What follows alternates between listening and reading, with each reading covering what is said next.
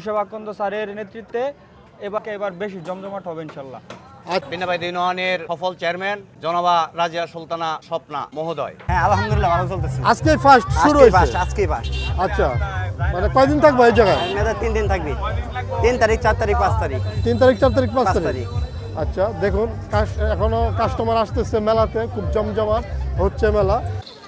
আসসালামু আলাইকুম দর্শক, বাংলাদেশ ন্যাশনাল পার্টির উদ্যোগে বিন্দাবাই হাই স্কুল মাঠে মেলার আয়োজন করা হয়েছে। চলুন এখানে বিএনপির অঙ্গ সংগঠনের নেতাকর্মীদের মুখ থেকে শুনি এবারের মেলার আয়োজন কেমন হবে। ইউনিয়ন সেক্রেটারি আমার কাকা হয় ফারুক, আর ওই যে হালিম কাকা আছে এদিকে। এবার বাংলাদেশ জাতীয়বাদী দলের দায়িত্বে এবার মেলাটা হচ্ছে বিন্দাবাইদের। এরা হলো মেলা কমিটির সদস্য। ইনশাল্লাহ এবার মেলা বিগত যত বছরের মেলা হয়েছে সকল বছর থেকে এবার বেশি জমজমাট হবে ইনশাল্লাহ। এখানে হচ্ছে আপনার প্রতিযোগিতামূলক 3 দিন ব্যাপী সামাজিক নাটক অনুষ্ঠিত হবে।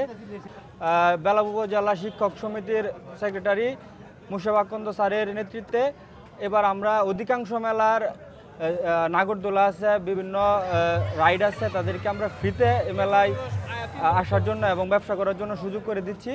ফারুক ভাই উনিও সমাজসেবক। এখানে আছে নবীনজ কাকা। আচ্ছা কাকা, আপনি মেলা সম্পর্কে কিছু বলেন এবারে। ধন্যবাদ। আজকে ঐতিহাসিক বিন্দাবাই বাৎসরিক মেলা আয়োজক কমিটির সম্মানিত সভাপতি, বর্তমান বিন্দাবাই ইউনিয়নের সফল চেয়ারম্যান জনাবা রাজিয়া সুলতানা স্বপ্না মহোদয়। এই মেলাটা অনেক আগেই হয়, একটু সময়ের পিছনে আইসা পড়ছে একটা কারণ, রোজার কারণে। এটা আমরা প্রতি বছর মানুষকে আনন্দ দেওয়ার জন্য, মানুষ সাময়িক আনন্দ পাওয়ার জন্য, মানুষের সহোদ্দীপনার জন্য প্রতি বছর মেলা আগমন হয়।